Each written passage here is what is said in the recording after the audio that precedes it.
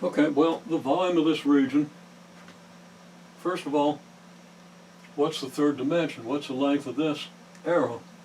Well, the length of that arrow is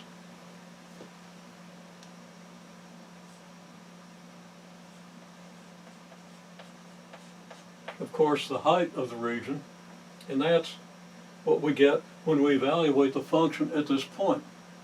So the height would be f of x star y star. So the volume would be, and I'm going to call the volume, I'm going to use a symbol delta V equals f of x star y star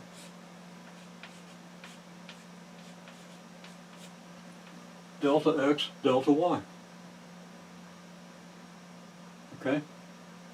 You have delta x times delta y times the height, and the height is f of x star y star, because the height is what we get when we evaluate the function at this point within the region.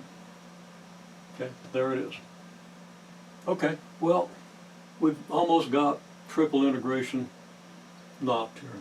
Well, we're not up to that yet. The meaning of an integral, of a volume integral. Okay. So what we have to do now is we have to take this picture and come up with a strategy for figuring this out for all possible regions. Okay? So how are we going to do that? Well, our strategy is just going to be, okay, we're just going to evaluate, we're just going to break this thing into strips. And we could break them into strips parallel to the x-axis or the y-axis. And we're good. Let's just go ahead and do that. There's a maybe. Okay. Well, now we've got it broken into strips. All we've got to do is figure the volume above every little rectangle, and we've got it. Okay? At least we got a good approximation. Now, what are we going to do about the regions that overlap the circle? Well, got one or two choices. We flip a coin on each one, decide whether to include it or not, because we figure that, you know, on the average, the regions that overlap the circle are going to average about half the area of the rectangle that overlaps it, okay? And I didn't say that real well, but it turns out it doesn't really matter. We just neglect them. We just throw them out. Doesn't matter, because what we're going to do is we're going to take a limit as the width of all these regions and the lengths of all these regions approach 0. So we're going to do not 100 or so regions like I've got written here.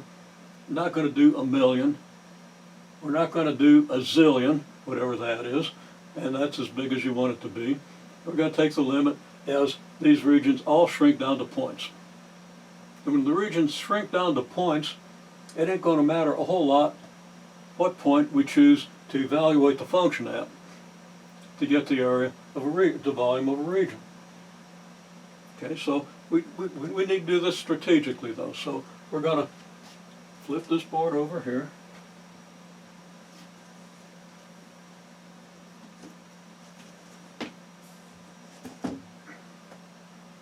And see how we do this. Okay, so we've got our circle.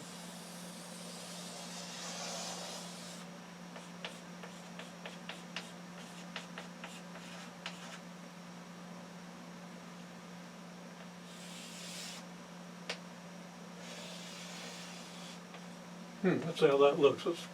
I was thinking it was one of my better efforts. Looking at it from here, I can't see that it's lopsided that way. And eventually I'll learn. It's a pretty good circle, but I didn't get the center of it right. It's not that great of a circle. Okay, anyhow. So here's our x, here's our y. I can describe this circle by inequalities. Okay, the inequalities are 0. Sorry, I could have left that 0 there, couldn't I? Negative 10 less than or equal to x less than or equal to 10. And the square root of 100 minus x squared less than or equal to y less than or equal to the square root of 100 minus x squared, but of course this one has to be negative. And this is simply because if this is x, you've got this triangle here with 10 here, x here, this has to be the square root of 100 minus x squared. Need to understand that. That's very important. You've got to see a lot of that. Okay. Now what I'm going to do then is I'm going to say, okay, I'm going to partition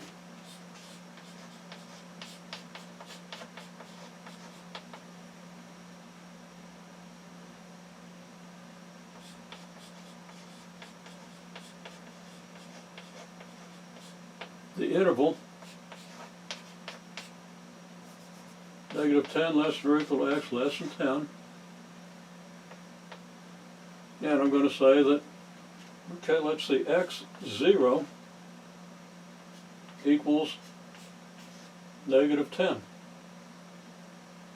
And that's going to be less than x1, which is going to be less than x2, and less than, and so forth.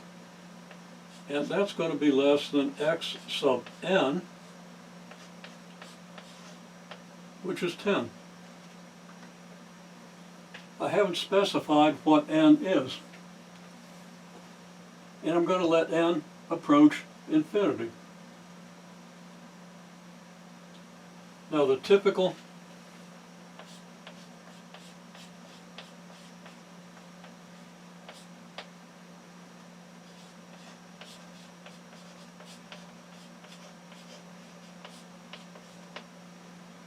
subinterval would be the subinterval x sub I minus 1 less than or equal to x, but less, yeah, okay.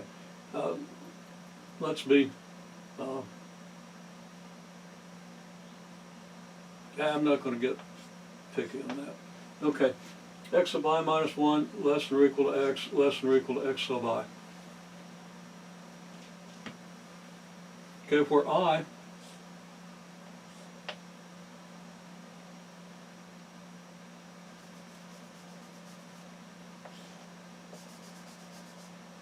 could be any number between 1 and n. Okay, so there's a typical subinterval. So let's just say, okay, we got our subinterval. Okay, we got our n subintervals, and also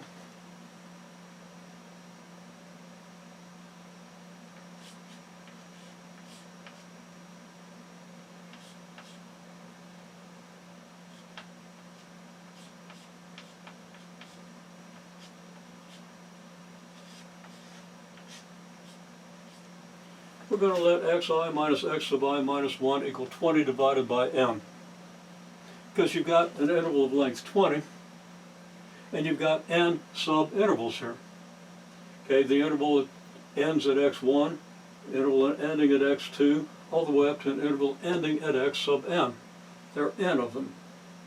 Okay, the first interval starts at x sub 0. We're not counting, I didn't count the intervals by where they started, I counted them by where they ended. There are n's to the intervals, to the subintervals, so there are n of them. Okay, so x sub I minus x sub I minus 1 is going to equal 20 over n. We're going to use equal intervals. They don't have to be equal as long as they're, well, I'm not going to get into that, into mesh arguments. They're easy enough to make, but it's easier to do this and it works. Okay, so xi minus xi minus 1 equals 20 over n. And there's your notation for the interval. So let's just say that this is your ith subinterval. So here's your x sub I, and here's your, sorry, that's x sub I minus 1, and here's your x sub I. So now,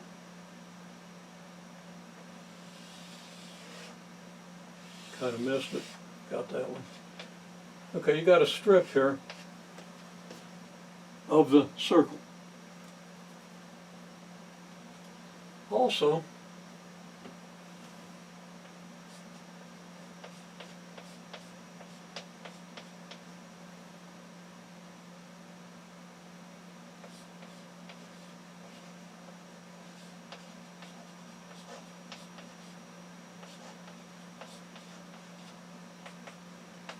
we'll let x sub I star be a sample value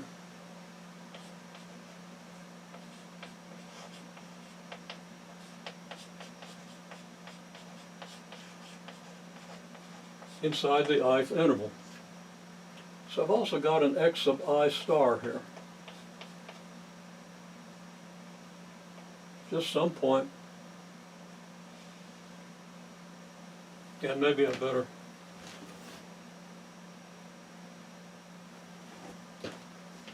distinguish this by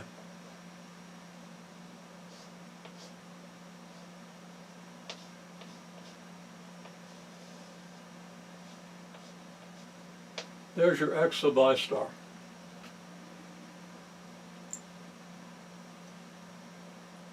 Okay, so we take the line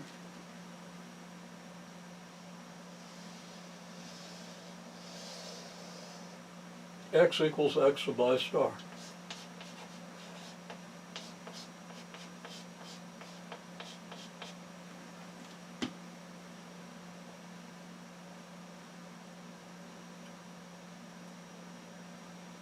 And we take the part of that line that's within the circle.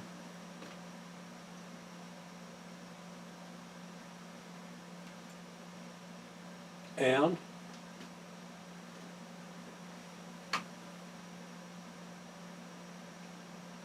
we partition the y-axis similarly. So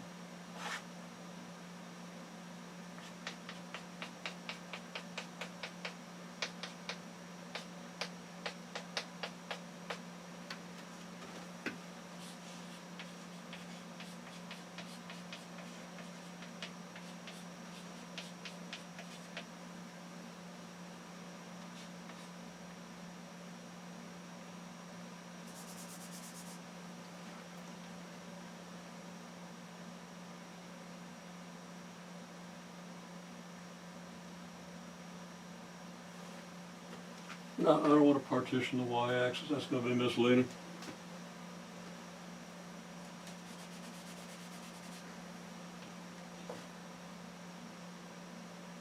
Okay, I'm going to say we partition the y-interval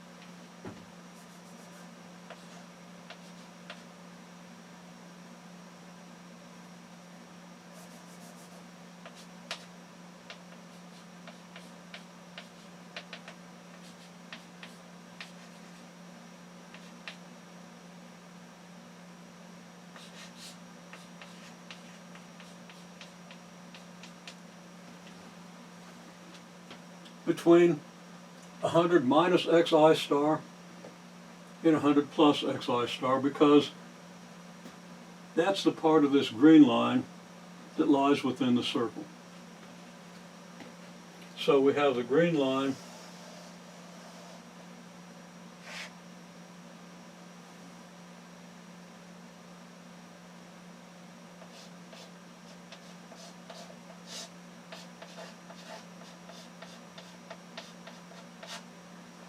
where x equals 100 minus x square root of xi star squared And I think maybe I haven't been squaring these things. Well, I had earlier, but I better do them now. Okay? And here,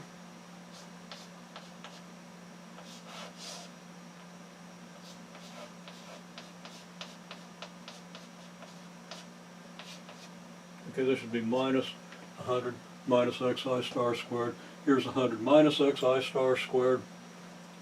We've got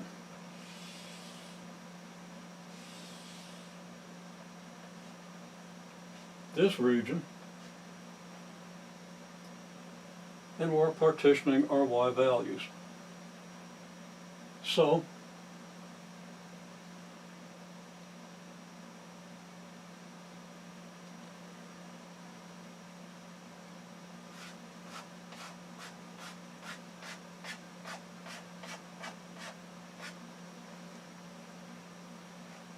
these represent the y values of the partition. And we take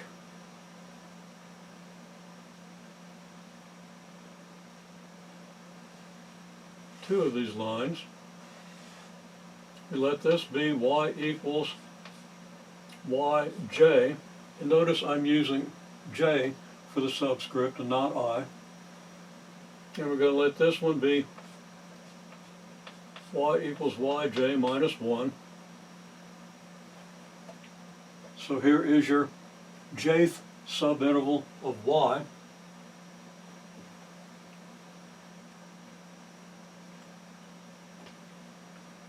And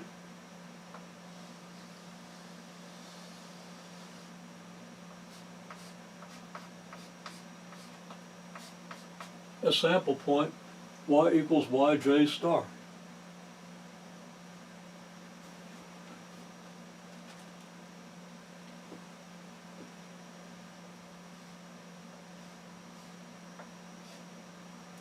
We can isolate this interval.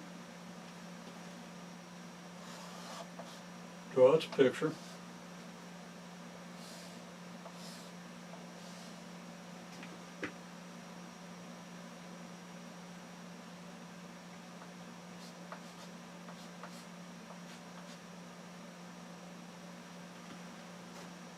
We have a delta y here.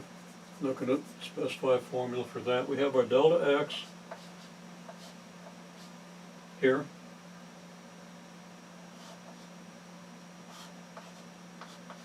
This is yj minus yj minus 1. This is xi minus xi minus 1. We have our purple line where y equals yj star. We have our green line where x equals xi star. And we have what we're going to call our sample point, xi star yj star here.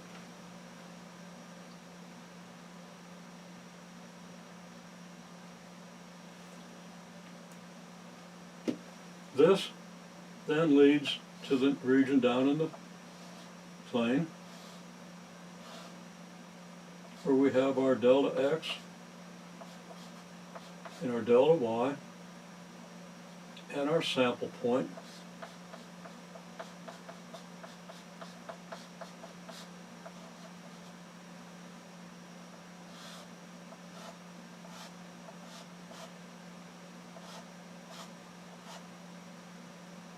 And the height of this region is f of xi star yj star. Its volume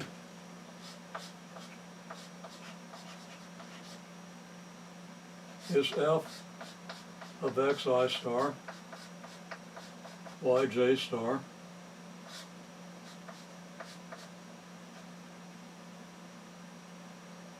delta x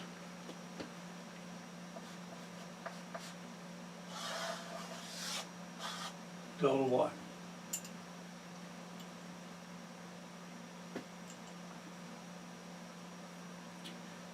The total volume is just what we get when we add up all these volumes. And I wish I had a little more board space. I need just another minute or so here. So what this leads us to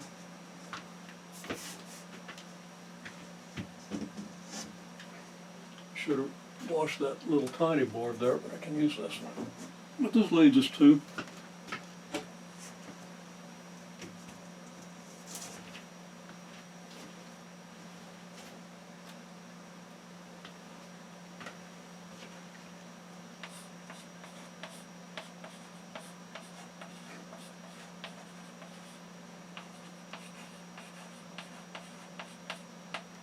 total volume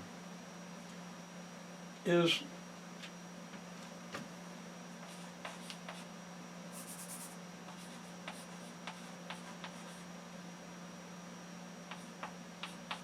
total volume above the ith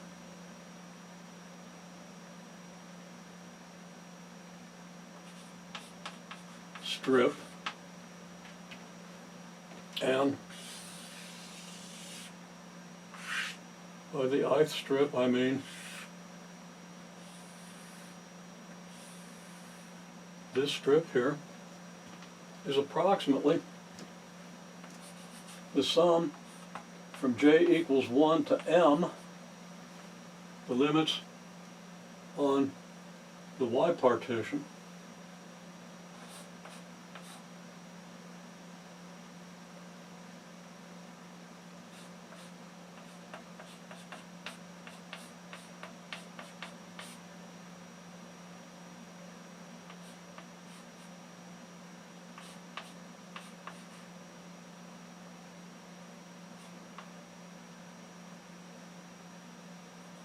I went to delta y first for a reason you'll see.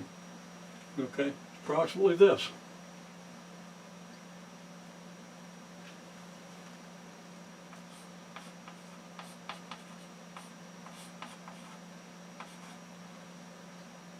And I'll say the ith vertical strip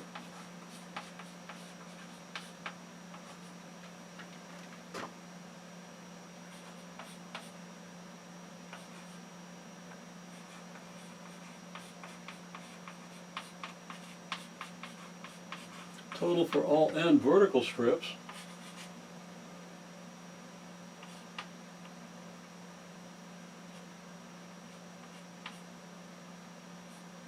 is the sum from I equals 1 to n of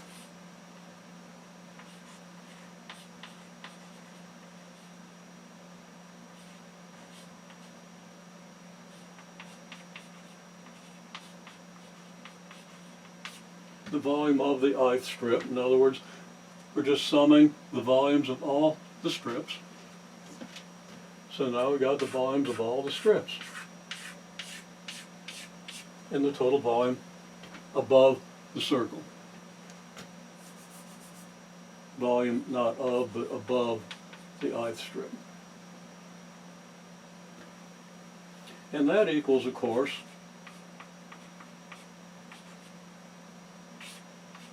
volume of the ith strip is this.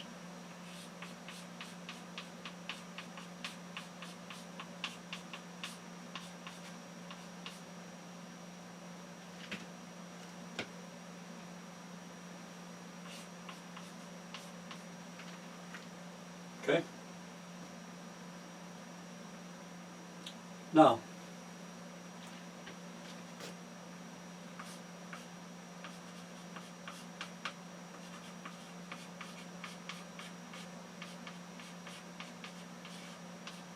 the limit as delta x and delta y approach 0 is just the double integral of f of x, y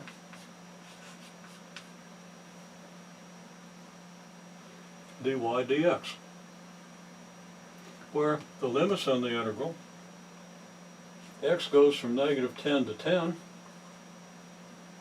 y goes from the square root of 100 minus x squared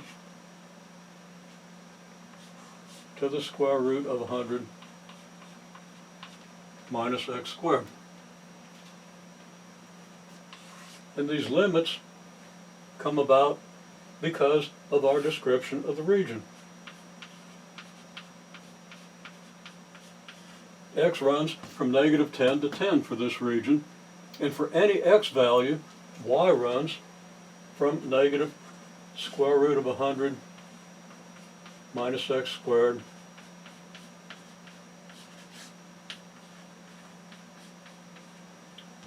to the square root of 100 minus x squared. Finally,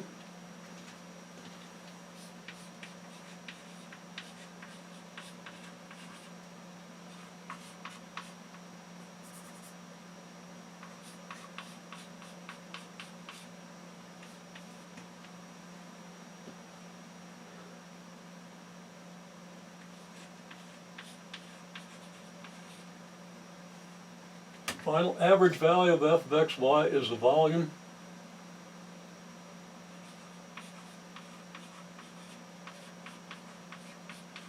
above the circle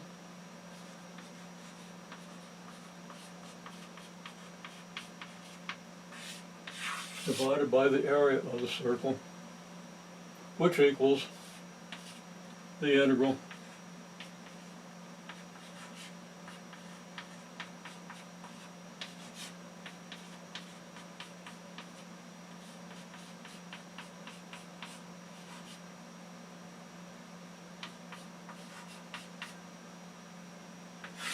over